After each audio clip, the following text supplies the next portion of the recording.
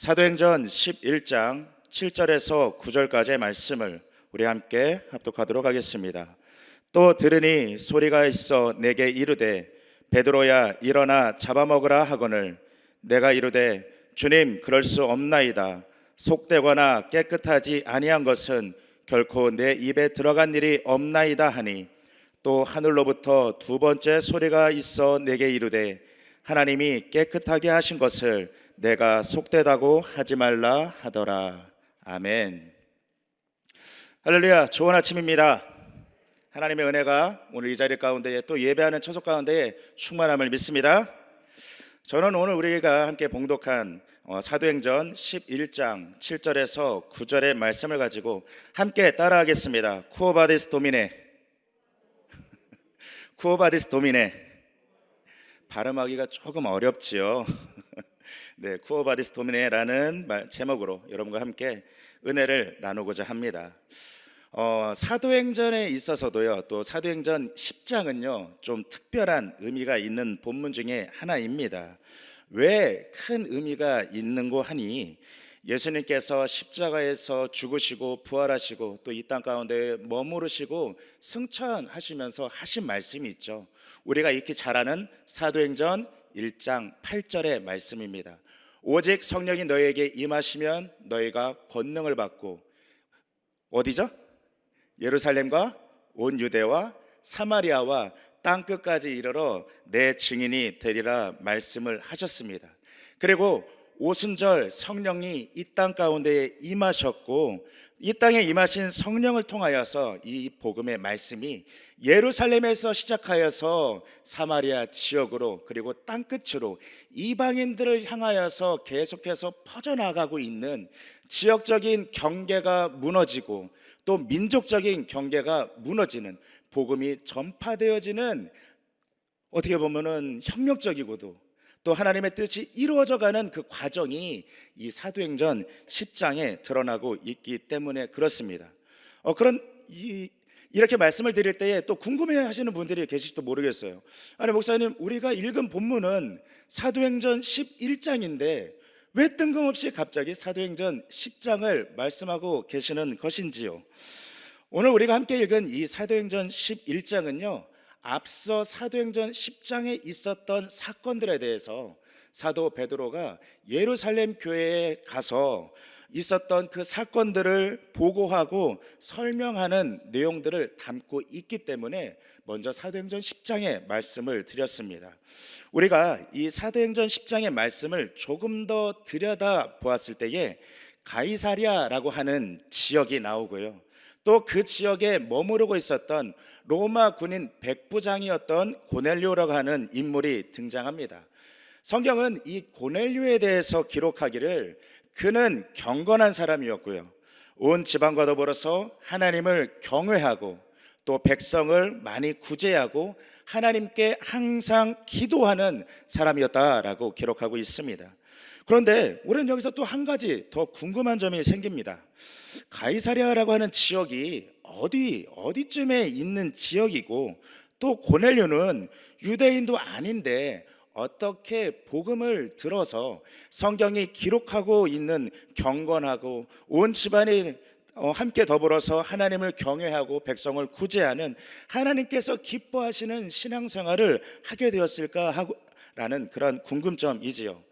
한 가지 힌트를 드리자면 우리는 아마 2주 전이었던 것 같습니다. 담임 목사님 그 주일 설교를 통하여서 사도행전 8장을 근거로 하고 있는 주일 설교 중에 기쁨이 사라진 줄 알았더니 라는 제목의 주일 설교를 들었습니다. 스테반 집사님의 순교 이후에 교회는 박해를 받았고요, 그 박해로 인하여서 교회는 유대와 사마리아와 또 모든 땅으로 흩어지게 되었습니다. 이때 7 집사 중에 한 명이었던 이 빌립 집사님을 통하여서 사마리아 성에 복음이 전하여졌고요, 이 땅 가운데 복음이 전하여지고 또 귀신이 쫓겨나가고 병든 자들이 고침을 받는 그 모습들을 보고 성경은 사마리아 성에 큰 기쁨이 있었다고 기록하고 있습니다. 이 빌립 집사님은요 사마리아 성에서 머무른 것이 아니라 계속해서 복음을 전했고, 예루살렘에서 북서쪽으로 약 100km 이상 떨어져 있는 가이사랴라고 하는 지역까지 이르러서 그곳에서도 복음을 전했다라고 하는 것입니다. 아마도 고넬료가 복음을 들었다라고 한다라면은 이 빌립 집사님을 통하여서 또 전하여졌던 이 복음을 듣고 유대인도 아닌 이방인이었지만 그가 하나님을 알고 하나님이 기뻐하시는 신앙생활을 하게 되었지 않을까라는 추측을 할 수 있는 것이지요. 하루는 이 고넬료가 집에서 머무르며 기도하는 중에 하나님의 사자가 이 고넬료를 찾아왔습니다. 그리고 그에게 이야기합니다.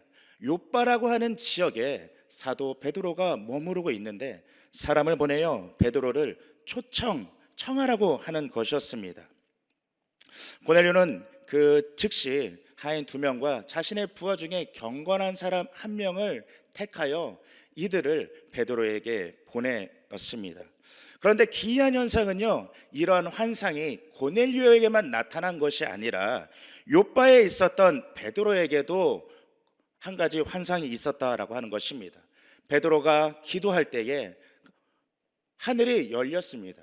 그리고 환상 중에 하늘에서 큰 그릇 하나가 보자기에 쌓인 것처럼 내려왔습니다.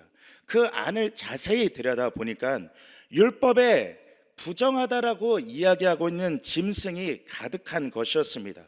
그리고 소리가 들려오기 시작합니다. 베드로야, 일어나 이것을 잡아 먹으라. 베드로는 자신이 가지고 있었던 유대교적인 그 신앙과 신념에 있어서 율법을 어기는 것이었기 때문에, 주님, 나는 그렇게 할 수 없습니다. 속되고 깨끗하지 않은 것을 내가 먹을 수 없나이다. 베드로는 자신의 율법적인 그 신념에 따라 이와 같이 대답을 한 것이지요. 베드로는 이와 같은 그 환상과 대답을 3번을 보았고 계속해서 너는 먹을 수 없습니다 라고 하는 중에 환상은 사라졌습니다. 베드로가 이 환상 이후에 고민이 생겼어요. 이게 무슨 환상이지? 어떠한 뜻이 있고 나는 어떻게 해석해서 이것을 알아야 할 것인가? 그러한 중에 고넬료가 보낸 그 하인과 청함을 위해서 파송한 사람이 그 요빠에 베드로가 머무르고 있었던 그 집에 당도하게 됩니다. 그때 성령의 음성이 들립니다. 성령께서 걱정하지 말고 그들과 함께 가라고 말씀하셔서 그 음성 이후에 고넬료의 집을 찾아서 함께 동행하게 됩니다. 가이사랴 고넬료의 집에 도착하니 고넬료가 많은 사람들을 초청하여 자신의 집에 모아놓고 베드로를 마중하고 있습니다. 하지만 그때까지도 베드로의 마음이 시원한 것들은 아니었어요. 뭔가 떨떠름하고 꺼림칙한 그 마음이 베드로의 마음 가운데 있었는데, 베드로의 마음이 어떠하였는지 우리 사도행전 10장 28절에서 29절의 말씀을 함께 읽도록 하겠습니다. 이르되 유대인으로서 이방인과 교제하며 가까이 하는 것이 위법인 줄은 너희도 알거니와 하나님께서 내게 지시하사 아무도 속되다 하거나 깨끗하지 않다 하지 말라 하시기로 부름을 사양하지 아니하고 왔노라. 묻노니 무슨 일로 나를 불렀느냐? 나는 유대인이고 당신은 이방인이니 유대인과 이방인은 상종하지 않는다라고 하는 그 베드로의 속마음이 그대로 뻔히 보이고 있지요.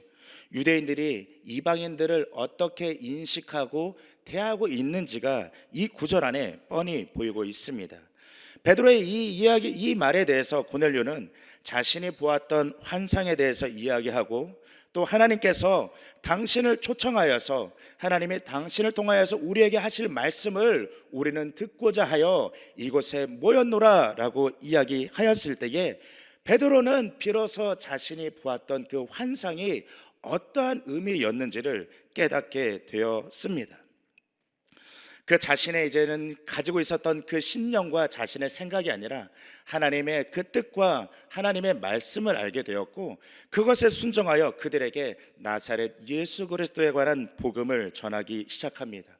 그런데 재미있는 사실은 베드로가 이렇게 설교하고 그들이 말씀을 듣는 중에 할례를 받지 못한 이 이방인들에게도 성령이 임하는 사건이 벌어졌습니다. 성령을 부어주심으로 인하여서 그들이 방언을 말하기를 시작했고요, 하나님의 이름을 높이기 시작하였습니다. 오순절에 유대인들에게만 임하였던 그 성령이 예루살렘만이 아니라 가이사랴라고 하는 그 지역적 경계를 뛰어넘어 성령이 그곳에 임하셨고요, 유대인에게만이 아니라 이방인이라고 하는 그들에게도 성령이 임하게 되어지는 민족적인 경계가 허물어지는 그 일들이 성령께서 강림하시는 그 사건을 통하여서 일어난 것입니다. 이 모습을 보고 베드로와 함께 동행하였던 일행들이 있었는데 그들이 모두 다 놀랐습니다.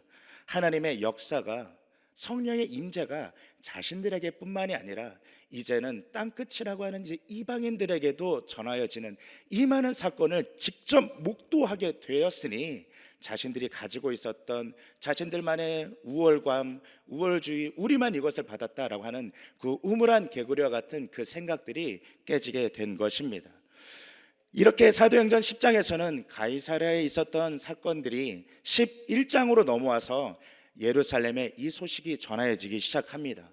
그런데 여기서 중요한 것은 성령이 이 이방인들에게도 임하였다는 것, 이것이 포인트고 이것이 중요한 사실일 것인데, 아이러니하게도 아직 베드로가 이전에 갖고 있었던 생각과 같이 유대교적인 신념을 가지고 있는 사람들이 있었고, 그들은 베드로가 이방인의 집에 유숙하였고 그들과 함께 하였다라는 그 사실을 가지고 베드로를 비난하기 시작했다라고 하는 것입니다. 이 사건에 대해서 베드로는 자신이 본 환상과 더불어서 가이사랴 고넬료의 집에서 있었던 일들을 예루살렘 교회에 설명을 하고 그 사건에 대해서 이야기함으로 인하여서 예루살렘 교회는 이방인들을 향한 그 전도를 공식적으로 공인하게 되었습니다. 사람이 가지고 있었던 관습과 신념에만 매여 있었다라면 이방인의 전도는 이루어지지 않았을 것인데, 하나님의 뜻을 알게 되어지고 또 그것을 말씀을 전하는 것을 통하여서 행한 베드로를 통하여서 공식적인 이방인들을 향한 전도의 문이 열려지게 된 것입니다. 이제 이 이후에 사도행전은 이방인들의 사도로 부르심을 받은 그 사도 바울의 포커스가 이렇게 맞춰주면서요, 이 이후에 베드로의 그 행적에 대한 자세한 기록은 성경에 나오고 있지 않습니다. 하지만 그 베드로 전후서를 통하여서 그가 이 이후에 로마에 머무르면서 로마에서 복음을 전했고 교회를 이끌었던 그 사역을 하고 있었다라는 단서를 찾아내게 됩니다. 성경은 베드로가 로마에서 어떻게 사역을 하였고 또 그 마지막이 어떻게 순교하였는지 그 정황을 알려주고 있지 않습니다. 하지만 역사가 요세비우스의 그 기록에 따르면 베드로가 로마에서 사역을 하였고 그 사역의 마지막 순교하였을 때에는 그가 십자가에 거꾸로 매달려서 순교하였다라고 기록하여 후대에게 그 사실을 전하여 주고 있습니다. 또 기독교 전승에 따르면 베드로는 로마에서 교회를 이끌다가 당시 황제였었던 네로의 박해를 받게 되었고 그 박해를 피하여서 로마를 떠나 다른 곳으로 이동하기 위하여서 아피아가도라고 하는 그 길을 걷게 됩니다. 로마를 떠난다는 것이 그 박해를 잠시 피하는 것이 목적이었는지 자세히는 모르겠지만은 어쨌거나 로마를 떠난다라고 하는 것은 로마를 포기한다라는 그 의미를 가지고 있는 것입니다. 이러한 베드로가 로마를 포기하고 아피아가도를 걷고 있을 때에 그 앞에 호련히 나타난 예수님을 만나게 됩니다. 로마를 포기했다라는 것, 어떻게 보면 사역의 현장을 떠나는 것 아니겠습니까?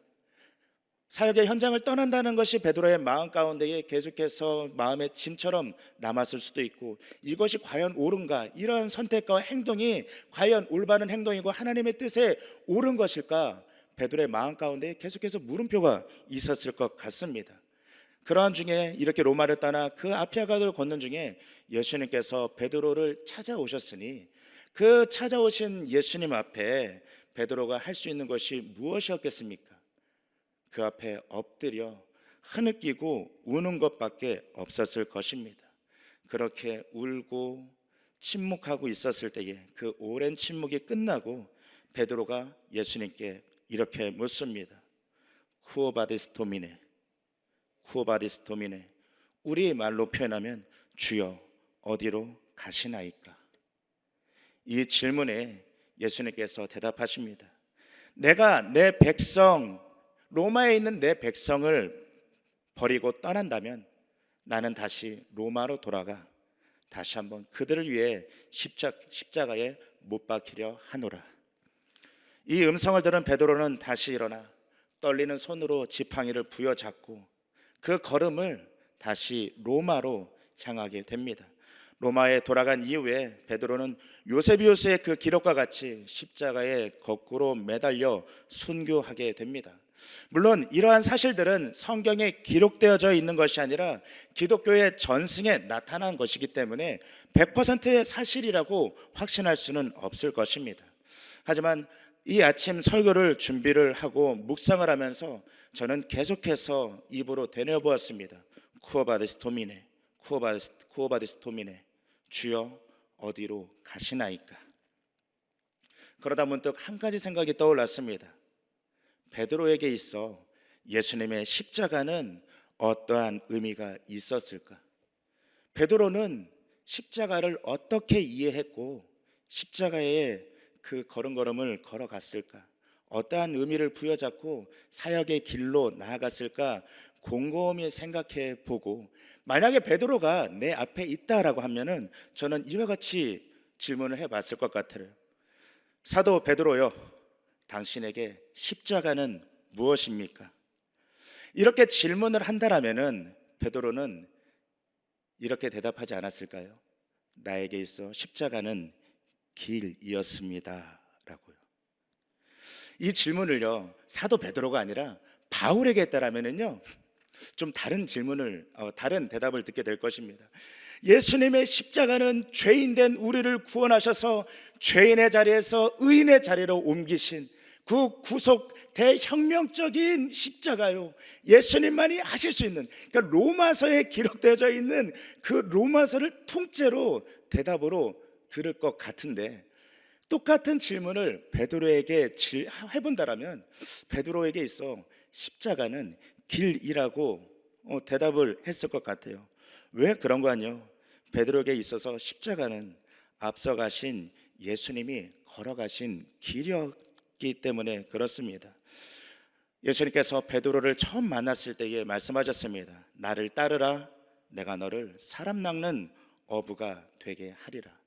이 말씀은 앞으로 예수님께서 걸어가실 그 길에 대한, 그 길로 나오라는 베드로를 향한 초청이었을 것입니다. 물론 베드로는 처음에 그 길이 십자가의 길인지도 몰랐고 어떠한 길인지도 알지 못한 채 예수님을 따라 나섰습니다.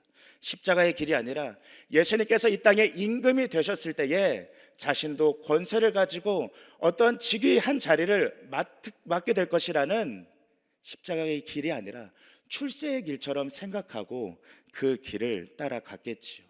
어쨌거나 예수님과 함께 공생에 이 땅 가운데 함께하는 동안에 베드로는 늘 예수님과 함께 다녔습니다. 하다못해 물 위까지 걸어갔던 베드로 아니었겠습니까? 예수님께서 어디를 가시든지 베드로, 야고보, 요한은 늘 동행하여 예수님과 함께 하였고, 겟세마네 동산에서 십자가의 그 고난의 길을 앞두고 계셨을 때에 그 걸음 마지막까지도 베드로는 예수님과 함께 하였고, 예수님과 걸어갔던 그 길에 베드로의 족적은 남아 있었습니다. 하지만 단 한순간 베드로의 족적이 남지 않는 그 순간이 있었는데, 그때가 언제인고 하니 예수님께서 십자가에 못 박혀 돌아가시는 그 사역의 현장 가운데에 베드로의 걸음은 잊지 않았다라고 하는 것입니다. 그때까지도 베드로는 어떻게 보면 십자가가 어떠한 의미인지를 자세히 몰랐을 것 같아요. 그냥 스승인 예수님께서 걸어가신 그 길이었으니까 나도 같이 동행하며 따라가는 걸음이었을 것이고, 그런데 자신이 생각하였던 그 길이 아니라 예수님께서 십자가에서 죽음으로 인하여서 그 사역이 마무리된 것 같은 그런 상황이 됐을 때에 베드로는 예수님을 부인하고 그 자리를 벗어났지 않았습니까? 예수님과 함께하였지만 베드로의 족적이 남지 않았던 한순간 예수님께서 십자가에 계셨던 그 순간이었습니다. 그렇게 베드로의 걸음은 거기에서 멈추게 되었고 이탈하게 되었지요. 그 길에서 이탈한 이후에 예수님을 부인하였다라고 하는 그 죄책과 예수님과 끝까지 하지 못하였다는 그 사역의 길에서 이탈하였던 그 마음을 가지고 이제 나는 고향에 돌아가 다시 업으로 돌아가 고기나 잡는 인생을 살아야 되겠다라고 하였을 때에 다시 예수님께서 베드로를 찾아왔습니다.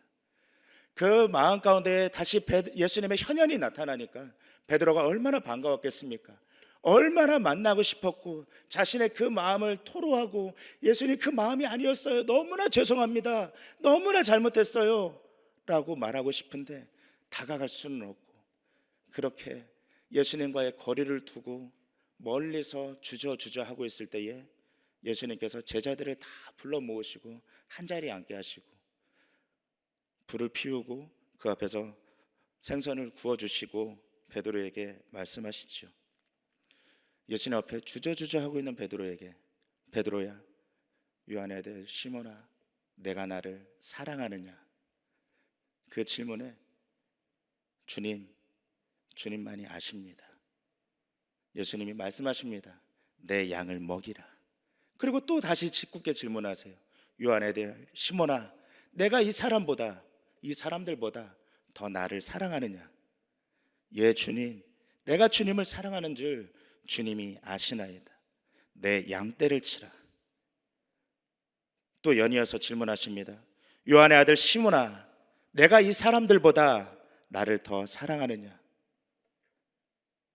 이 질문에 마지막으로 베드로가 대답을 합니다. 주님, 내가 주님을 사랑하는 줄 주님께서 아십니다. 이때에 마지막으로 예수님께서 내 양을 먹이라 라고 말씀하시며 사명을 더하여 주시고 다시 한번 그 십자가 복음의 길로 베드로를 초청을 합니다. 이후에 베드로가 사도가 되고 또 계속해서 그 사명을 감당하면서 앞서가신 예수님의 그 걸음걸음 그 길을 따라갔을 때에 그 사역, 그 인생의 마지막 이 로마에서 사역을 하다가 이 로마를 포기하고 다시 등을 지고 떠나는 그 순간에 예수님께서 찾아오셨을 때에 다시 한번 그 실수가 마음 가운데에 드러나고 내 걸음에 또 실족하였구나, 내가 예수님을 따라가겠다라고 했던 그 길 가운데에 내가 실족하여 이 로마를 버리고 떠나는구나, 그런 상황 가운데에 예수님 앞에 엎드려 흐느낄 때에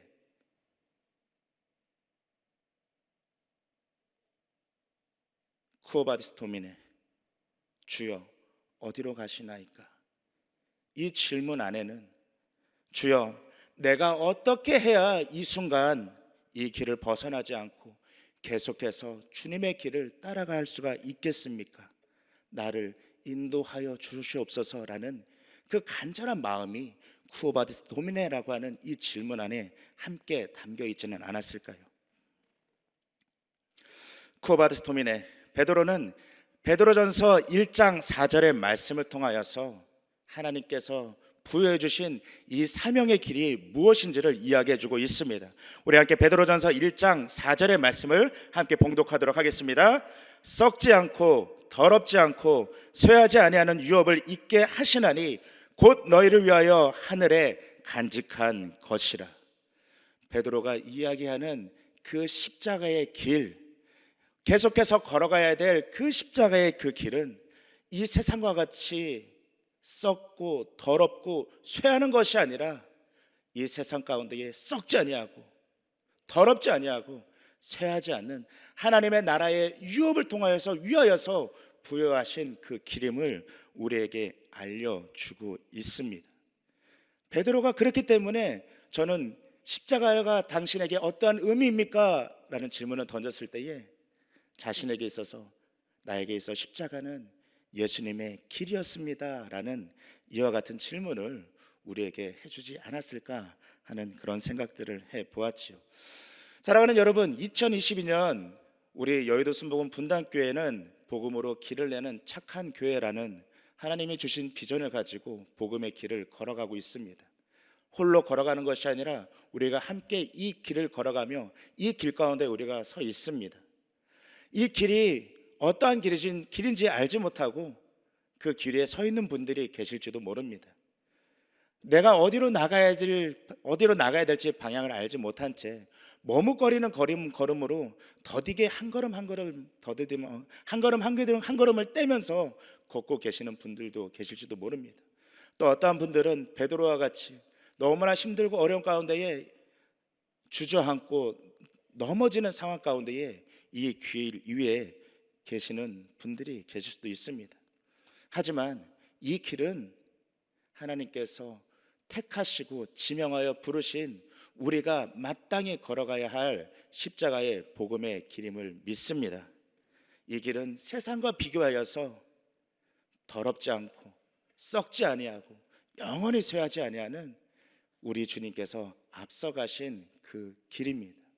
함께 이 길을 걸어가는 우리가 되기를 예수님의 이름으로 축원드립니다.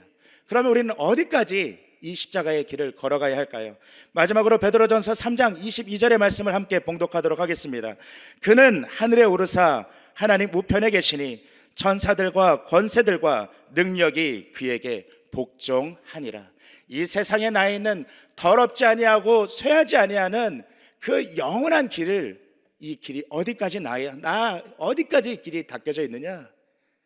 지금 보좌 우편에 계시는 하나님의 보좌까지 계속해서 이르러 가야 한다라고 하는 것입니다. 멈춰서는 안 돼요. 이제 이 정도까지 왔으니까 됐겠지가 아닙니다. 하나님의 그 보좌 우편에 이르는 그 여정의 마지막까지 우리는 가야 할 줄 믿습니다. 가야 할 줄 믿습니다. 가야 합니다. 이제 이 정도 했으면 됐다가 아니라 계속해서 그 마지막까지 힘을 내고 바울의 고백과 같이 전제와 같이 드려지는 그때까지 우리는 이 복음의 길을 걸어가야 될 것입니다. 쿠오바디스 도미네, 주여 어디로 가시나이까? 하나님의 보좌의 그 걸음으로 인도하시는 줄을 믿습니다. 쿠오바디스 도미네, 주여 우리가 어찌하여야 이 길에서 실족하지 아니하고 끝까지 걸어갈 수 있겠습니까? 우리를 붙들어 주시옵소서, 인도하여 주시옵소서. 이 말씀 가운데에 오늘도 복음의 길 가운데에 하나님의 말씀을 살아내시는 여러분 되시기를 예수님의 이름으로 축원합니다. 축원합니다. 축원드립니다. 기도하시겠습니다. 좋으신 아버지 하나님, 하나님의 길을 더욱더 사모하며 바라보며 나아가는 걸음 되어지게 하여 주시옵소서. 하나님께서 우리에게 맡겨주신 그 사명을 외면하지 않게 하여 주시고 살아갈 이유와 목적을 상실하지 않게 하여 주시고 바쁘고 분주하다 하여서 하나님의 얼굴과 말씀을 잃어버리는 삶이 되어지지 않게 하여 주시고 성령 하나님의 손을 잡고 주님 앞서가신 또 초청하신 믿음의 길을 걸어가는 우리 한 사람 한 사람 되어지게 하여 주시옵소서. 오늘도 그러한 믿음 가운데에 새벽 제단 쌓으며 주님께로 나아갑니다. 주님께로 나아갈 때에 오늘도 하나님의 말씀의 능력으로 인치시고 주의 말씀의 능력으로 깨닫게 하여 주시고 또 아버지 하나님 말씀의 능력을 살아낼 수 있게 하여 주시옵소서. 주님께로 나아가며 또 귀한 예물에 마음을 담아 올려드리는 그 손길을 축복하여 주시옵고 아버지 하나님 복의 통로가 되어 하나님의 나라를 더욱더 이뤄가는 격오복된 손길 되어지게 하여 주시옵소서. 감사드리며 살아서 역사하시는 우리 주 예수님의 이름으로 기도드리옵나이다. 아멘. 하늘에 계신 우리 아버지여, 이름이 거룩히 여김을 받으시오며 나라가 임하시오며 뜻이 하늘에서 이루어진 것 같이 땅에서도 이루어지이다. 오늘 우리에게 일용할 양식을 주시옵고 우리가 우리에게 죄 지은 자를 사하여 준 것 같이 우리의 죄를 사하여 주시옵고 우리를 시험에 들게 하지 마시옵고 다만 악에서 구하시옵소서. 나라와 권세와 영광이 아버지께 영원히 있사옵나이다. 아멘. 할렐루야. 우리 하나님께 감사와 영광의 박수 올려드리시겠습니다.